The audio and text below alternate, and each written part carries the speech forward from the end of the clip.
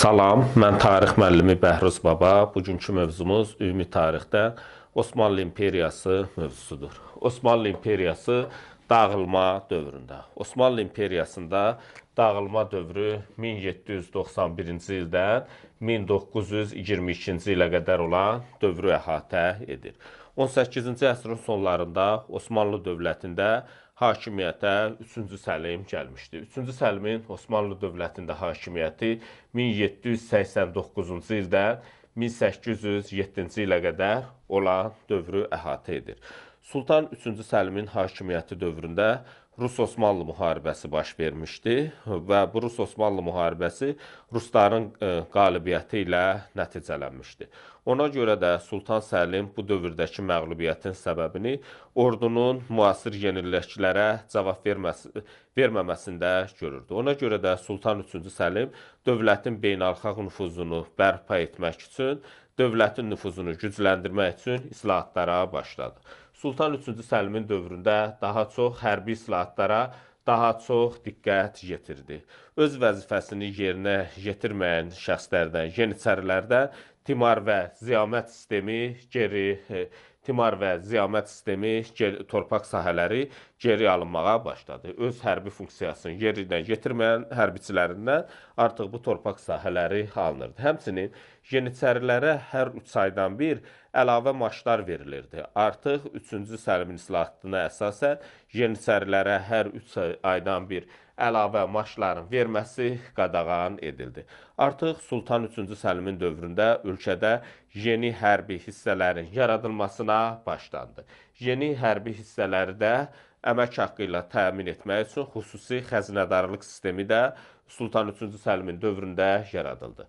İlk dəfə Osmanlı dövlətində qumbaraçılar ocağı 1-ci Mahmudun hakimiyyəti dövründə yaradılmışdı. Artıq Sultan 3-cü Səlimin hakimiyyəti dövründə isə yeni qumbaraçılar ocağının da, yeni qumbaraçılar məktəbi də fəaliyyətə başladı. Osmanlı dövlətində artıq Sultan 3-cü Səlimin hakimiyyəti dövründə hərbi təlimlərin sayı artırıldı. Hərbi mühəndislik məktəbində yeniliklər edildi. Osmanlı dövlətində donanmada da bir sıra texniki yeniliklər həyata keçirildi və Osmanlı donanması Sultan 3-cü Səlimin hakimiyyəti dövründə gücləndirildi. Yeni qumbaraçı 18-ci əsrin sonlarında Napoleonun ordusu Misrə yürüş elədi. Bu zaman 3-cü Səlimin dövründə təşkil edilən yeni qumbaraçılar məktəbi Misrə soxulmaq istəyən Napoleonun ordusunu geri oturtdu. Onların hücumunun qarşısı aldı. Bu dövrdə geri alınmasında Əhməd Paşanın mühüm rolu olmuşdu. Hətta sonralar Napoleon Bonaparte bununla bağlı demişdi ki, tale məni bir qocanın əlində oyuncağa çevirdi. Bu dövrdə artıq Sultan 3-cü Səlimin hakimiyyəti dövründə Avropa ölkələrində, Avropanın bir sıra ölkələrində də səfirliklər fəaliyyətə başladı. Hansı ölkələrdə?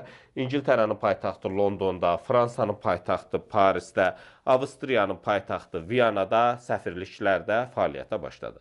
Bu səfirliklərin fəaliyyətə başlamasında məqsəd nədən ibarət idi? Məqsəd ondan ibarət idi ki, Avropadakı yenilikləri öyrənmək və Avropadakı yenilikləri Osmanlı İmperiyasında tətbiq etmək üçün bu sistem fəaliyyətə başladı. Bu dövrdə, lakin Sultan 3-cü Səlimin islahatları o qədər də uğurla nəticələnmədi. Sultan 3-cü Səlimin islahatlarına nələr mane olurdu? Birincidə Sultan 3-cü Səlimin öz qətiyyətsizliyi islahatların həyata keçirilməsinə mane olurdu. İkinci tərəfdən isə yeniçərilərin və mühafizəkar din xadimlərinin müqaviməti 3-cü Səlimin islahatlarının uğursuzluqla nəticələnməsinə sahib oldu. Bu dövrdə 3-cü Səlimin hakimiyyəti dövründə ordu islahatı ilə yanaşı bu dövrdə ticarət sahəsində də bir sıra qayda qanun yaradılmışdı, islahatlar həyata keçirilmişdi. Sultan 3-cü Səlim yerli tacirlərinin gəlirlərini artırmaq üçün bir sıra tədbirlər gördü. Onlara ölkə daxilində verilən imtiyazlar genişləndirildi. Həmçinin xarici tacirlərin ölkə ərazisində fəaliyyəti məhdudlaşdırıldı. Bu da ölkədə yerli ticarətin inkişafına müsbət təsir göstərən amillərdən biri oldu. Artıq 19-cu əsrin əvvəllərində Osmanlı İmperiyası yenə də qüdrətli dövlət idi. Üç qitədə torpaqlara malik idi. Hansı qitələrdə?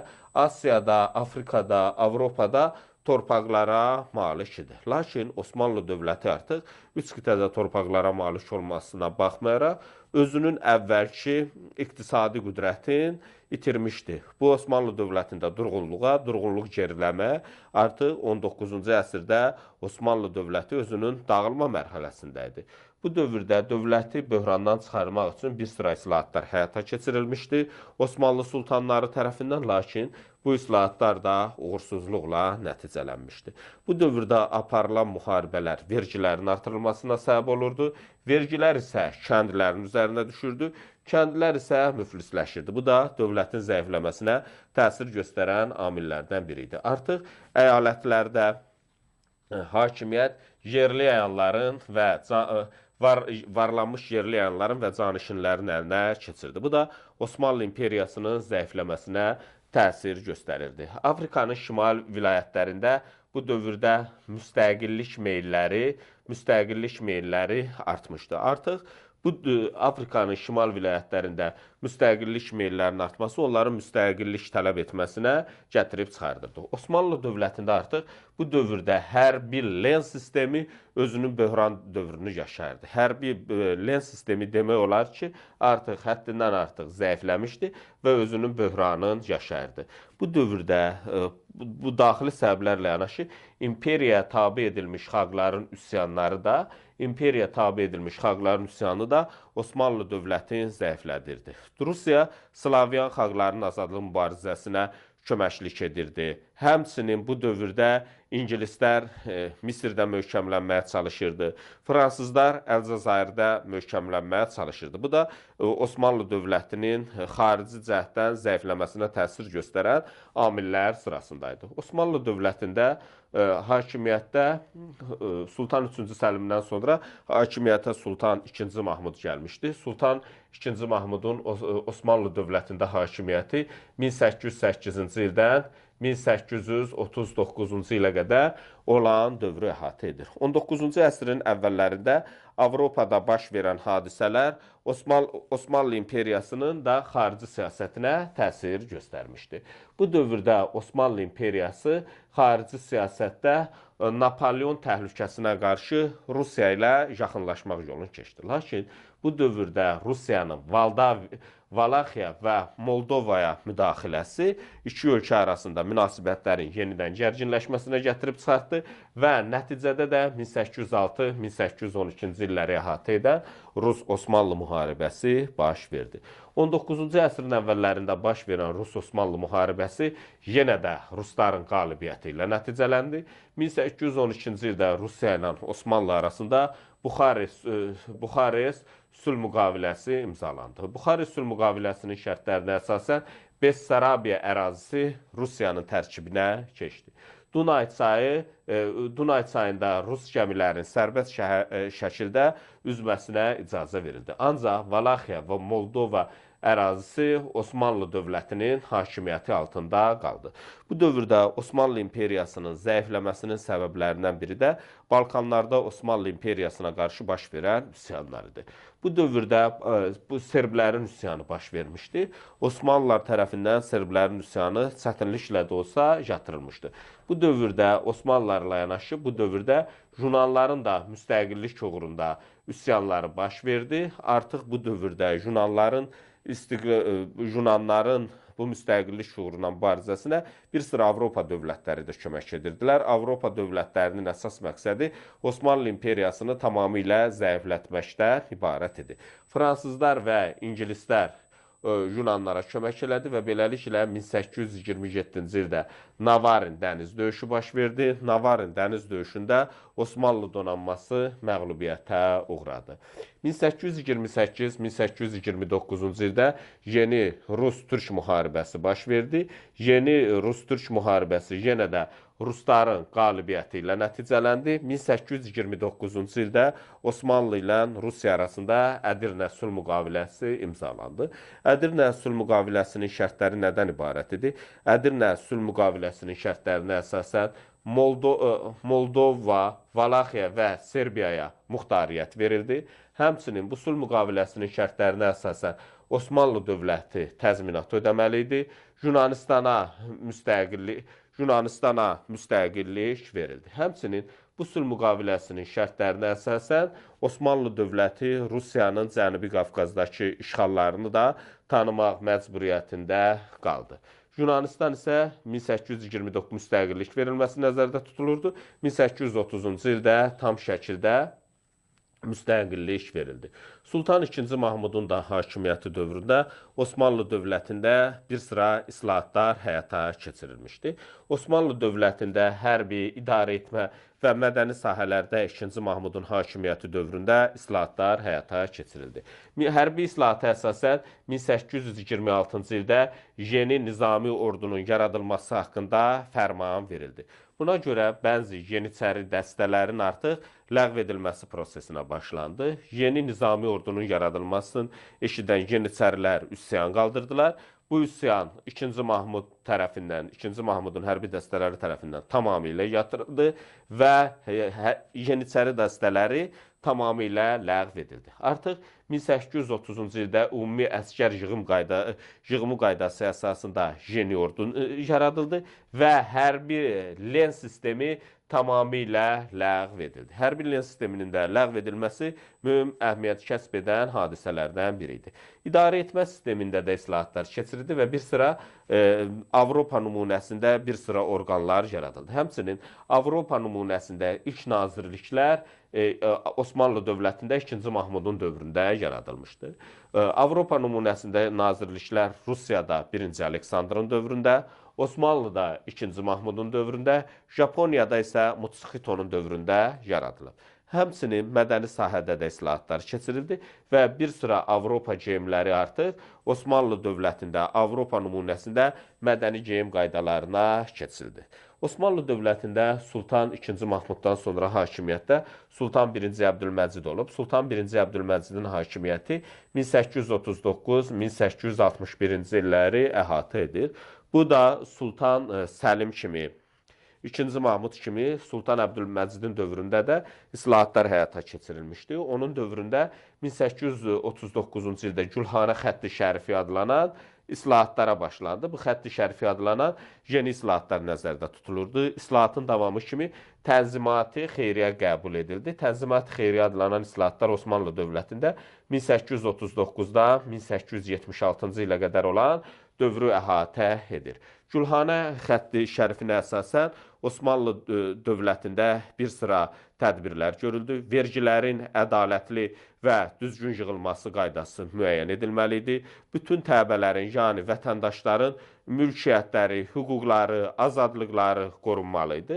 Tənzimat adlanan islahatlara əsasən dinindən asılı olmayaraq Osmanlı dövlətində yaşayan hər kəs bərabər hesab edilirdi. Bu da mühüm əhəmiyyət kəsb edən hadisələrdən biridir. Həmçinin bu islahatlar dövründə Osmanlı dövlətində ilk dəfə universitetdə fəaliyyətə başladı. Bu da çox mühüm hadisələrdən biridir. Həmçinin Tənzimat Xeyriyyə dövründə bu dövrdə Yeni Osmanlılar Cəmiyyəti də yaradılmışdı. Yeni Osmanlılar Cəmiyyəti 1865-ci ildə yaradılmışdı. İlk əvvəllər gizli fəaliyyət göstərirdi. Yeni Osmanlıların əsas məqsədi nə idi? Yeni Osmanlıların əsas məqsədi parlament çağırmaq, bir də konstitusiyaya qəbul etmək bunların qarşısına qoyduğu əsas vacib məsələlərdən biri idi.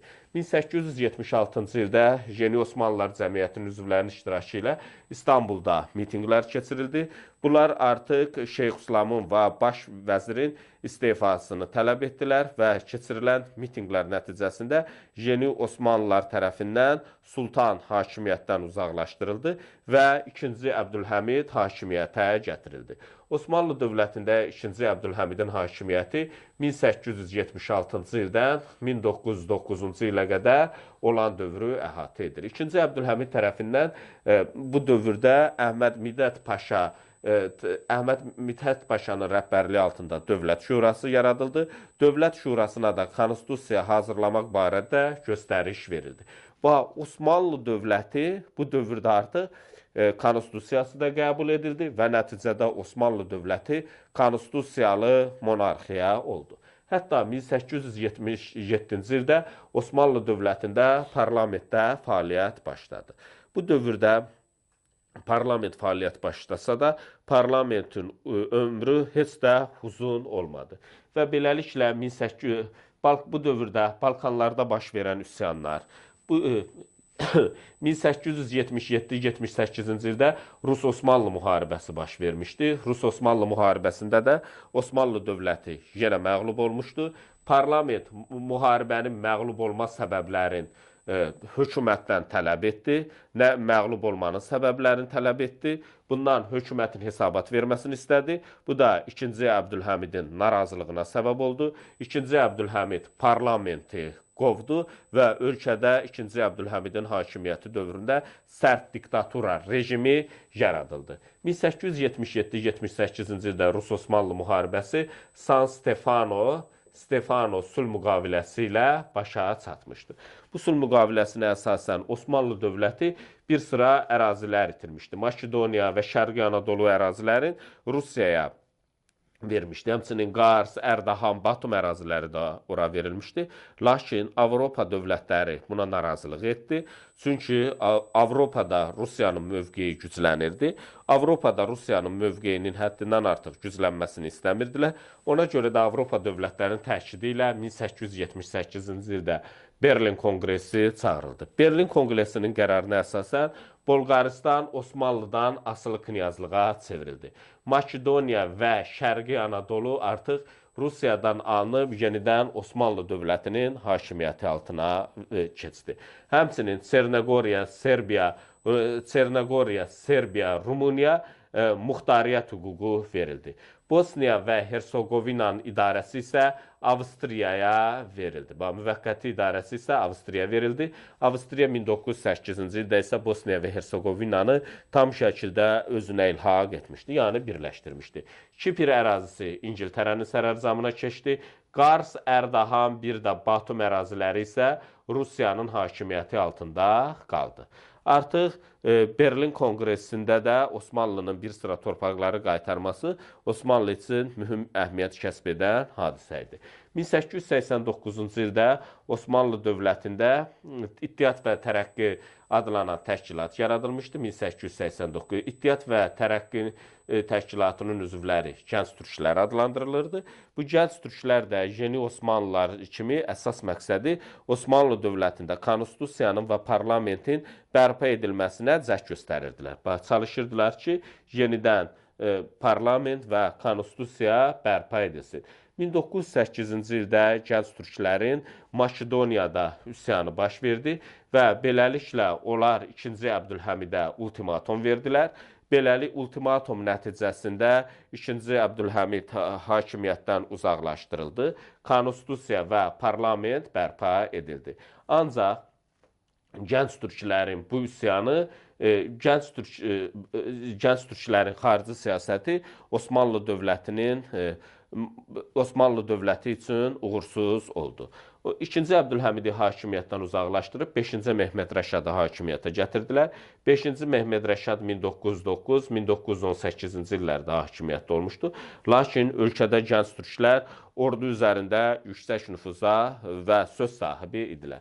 Bu dövrdə gənc türklərin dediyi xarici siyasəti Osmanlı üçün uğursuzluqla nəticələndi və bu dövrdə Trablis müharibəsi baş vermişdi. Trablis müharibəsi 1911-12-ci illəri əhatə edir.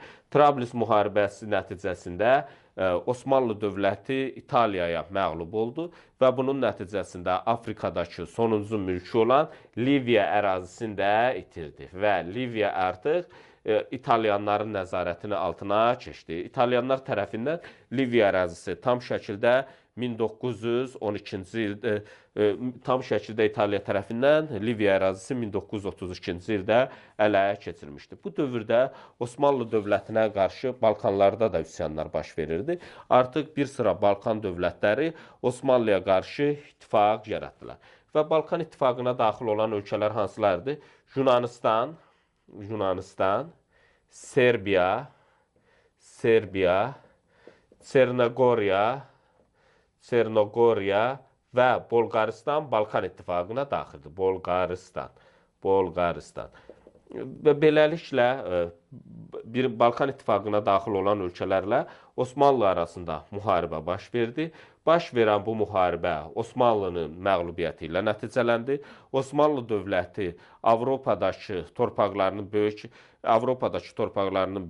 demək olar ki, böyük əksəriyyətini və Ədirnəni itirdi. Yalnız Osmanlının əlində Avropada Şərqi Frakiya torpaqları qaldı. Birinci Balkan müharibəsi 1912-1913-cü illəri əhatə edir. 1913-cü ildə imzalanan London müqaviləsi ilə başa çatdı. Lakin İkinci Balkan müharibəsi dövründə İkinci Balkan müharibəsi 1913-cü ildə baş verdi. İkinci Balkan müharibəsinin baş verməsinin səbəbi nə idi? Bolqaristanla Yunanistan və digər Balkan ölkələri arasında baş verən narazılıqlar müharibəyə səbəb oldu. Balkan dövlətləri Bolqaristana müharibə elan etdi. Osmanlı dövləti də Bolqaristana müharibə edib Ədirnə və ətraf əraziləri geri qaytardı. Və beləliklə 1913-cü ildə Balkan müharibəsi Buxarest sülh müqaviləsi ilə başa çatdı. Ancaq Balkan müharibəsi ümumilikdə Osmanlı üçün uğursuz oldu. Osmanlı üçün ona görə uğursuz oldu ki, Osmanlı dövləti Avropadakı torpaqları demək olar ki, əlindən çıxdı. Və gənc türklər Birinci Dünya müharibəsi ərəfəsində xarici siyasətdə Almaniyaya meyl edirdilər, Almanpərəst siyasət yeridirdilər. O gənc türklərin Almanpərəst siyasət yeritməsi də Birinci Dünya müharibəsindən sonra Osmanlı imperiyasının süqutuna gətirib çıxartdı. Bu dərsimizlə bağlı bu qədər.